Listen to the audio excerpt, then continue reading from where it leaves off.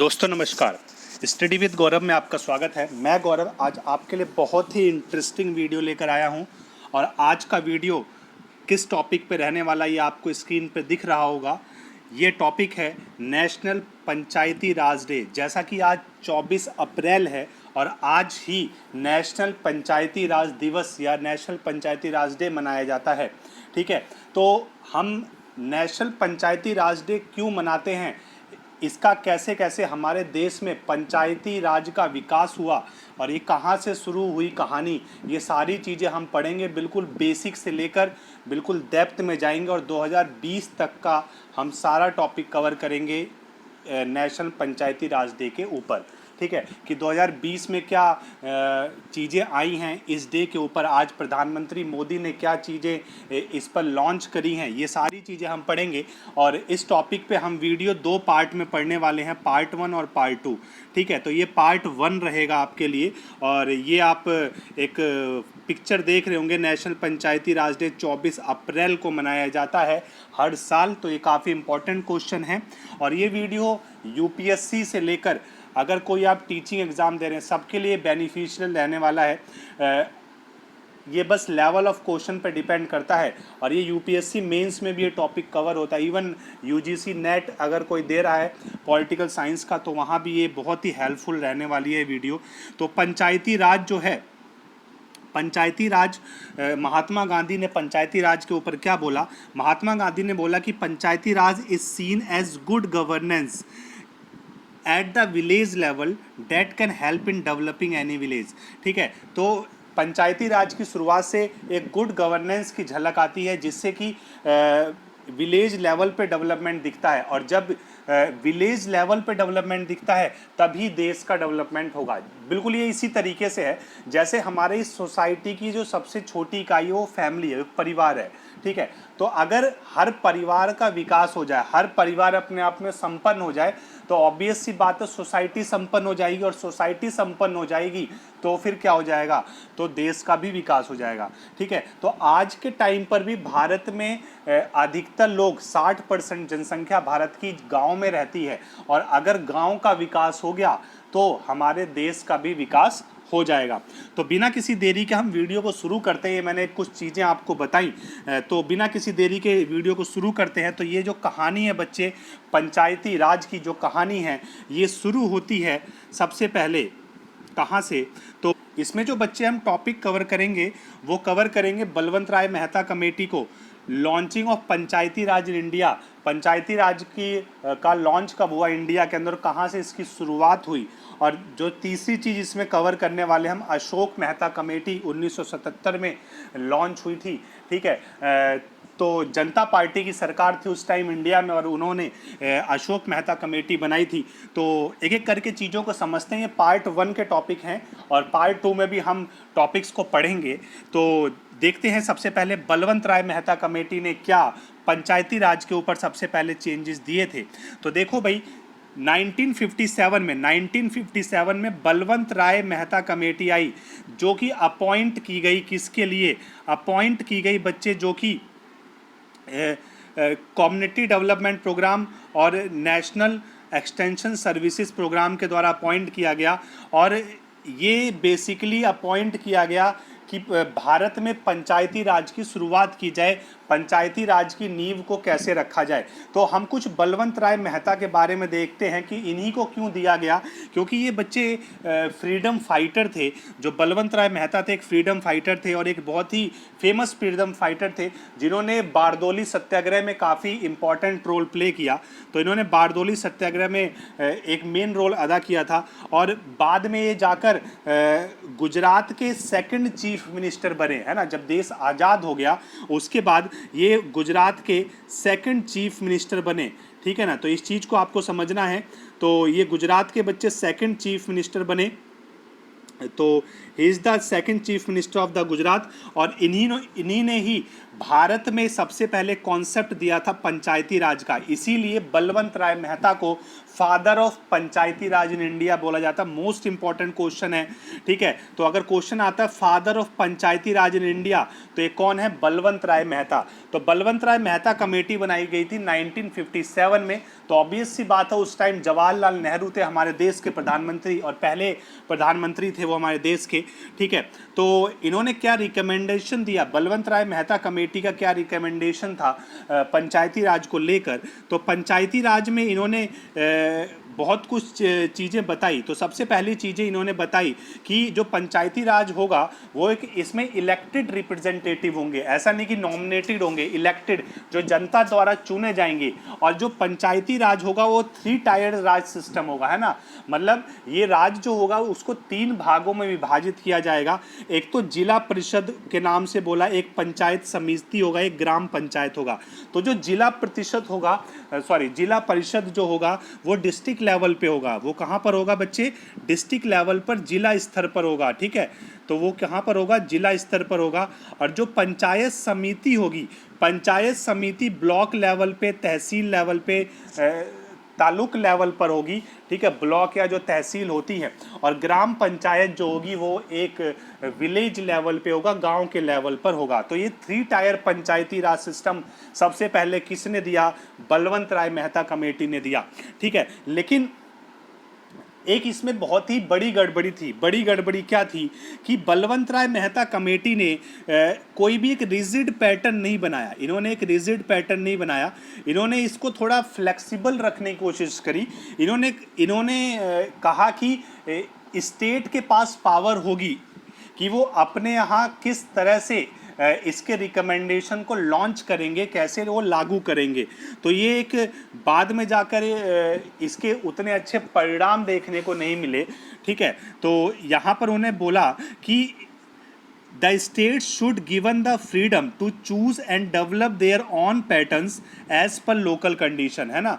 तो ये स्टेट के पास जो है, ये स्टेट के पास पावर रहेगी कि वो अपने पैटर्न के, अपने लोकल कंडीशन के हिसाब से डेवलप करेंगे चीज़ों को और पैटर्न को लागू करेंगे, ठीक है ना। और इस तरीके से उन्होंने चीज़ों को आगे बढ़ाने के लिए बोला, ठीक है। तो इसके बाद इस कमेटी ने एक बहुत ही जो इम्पोर्टेंट चीज़ को बताया कि जो कमेटी ने रिकमेंड किया कि ग्राम पंचायत जो होगी, है ना, तो जो ग्राम पंचायत के सदस्य होंगे वो डायरेक्टली इलेक्टेड रिप्रेजेंटेटिव होंगे।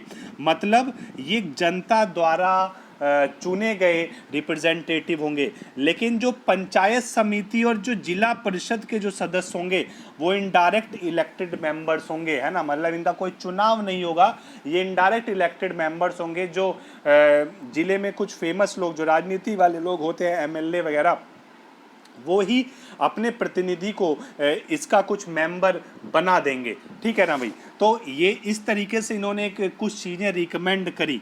तो आशा करता हूँ आपको चीज़ें समझ में आ रही होंगी और बहुत ही इंटरेस्टिंग लग रही होंगी चीज़ें। इसके बाद हम पढ़ते हैं कि ये कैसे लॉन्च किया गया, है ना।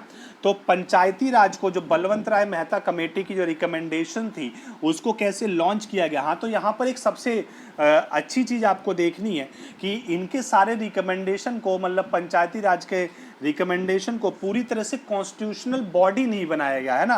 कॉन्स्टिट्यूशन के अंतर्गत, किसी आर्टिकल के अंतर्गत इसको नहीं रखा गया, ये चीज़ आपको समझनी है।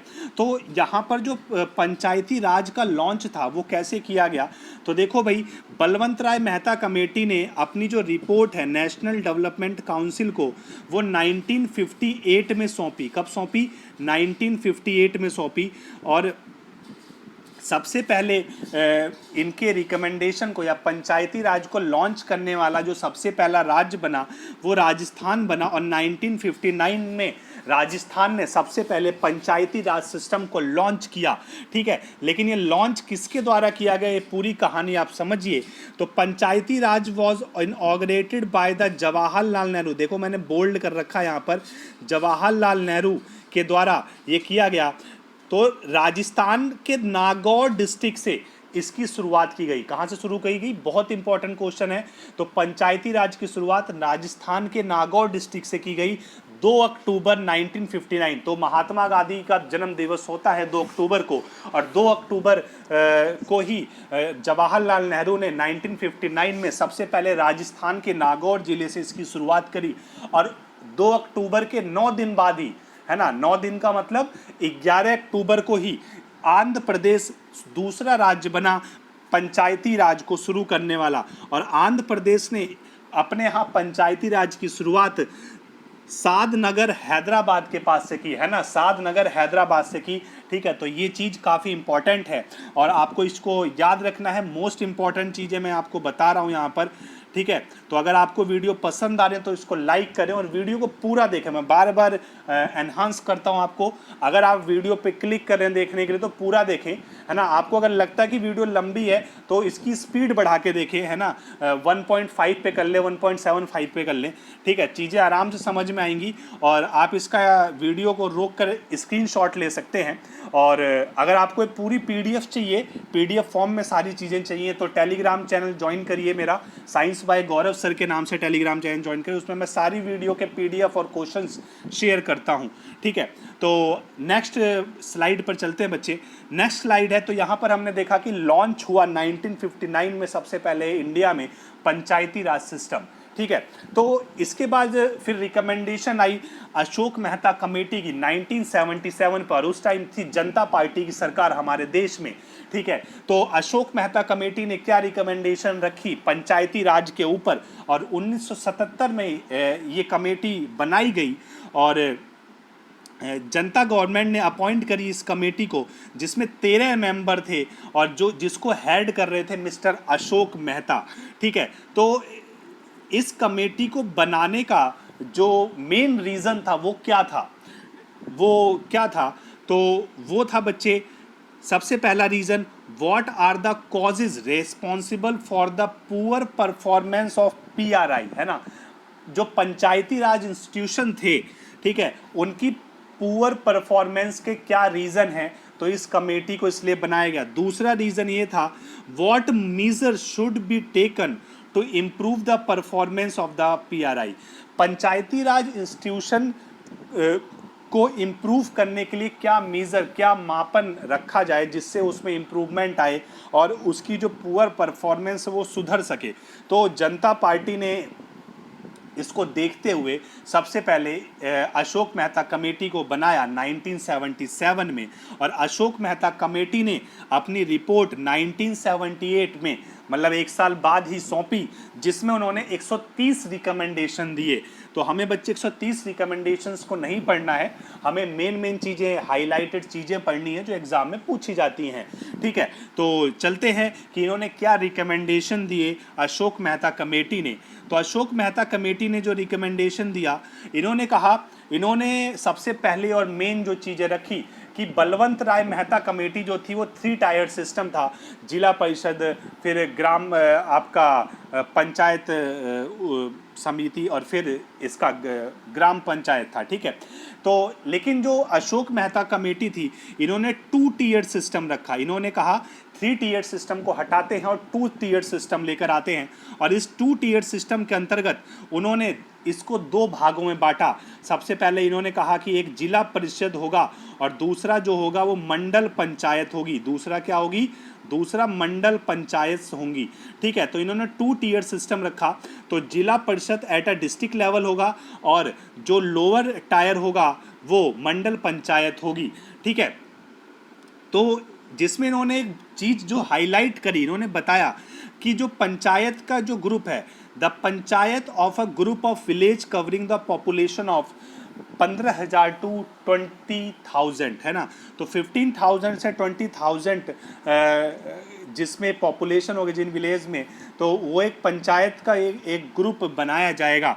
ठीक है, तो काफ़ी इंपॉर्टेंट है नंबरिंग। और इसके बाद इन्होंने कुछ और जो इम्पोर्टेंट चीज़ें रखी कि ईच मंडल पंचायत, हर मंडल पंचायत के अंदर 15 मेंबर होंगे जो कि डायरेक्टली इलेक्टेड होंगे बाय द पीपल, लोगों के द्वारा डायरेक्टली इलेक्टेड होंगे, और मंडल पंचायत जो होगी वो उसमें जो इलेक्टेड पीपल्स होंगे वो खुद ही अपने हेड को इलेक्ट करेंगे, चुनेंगे।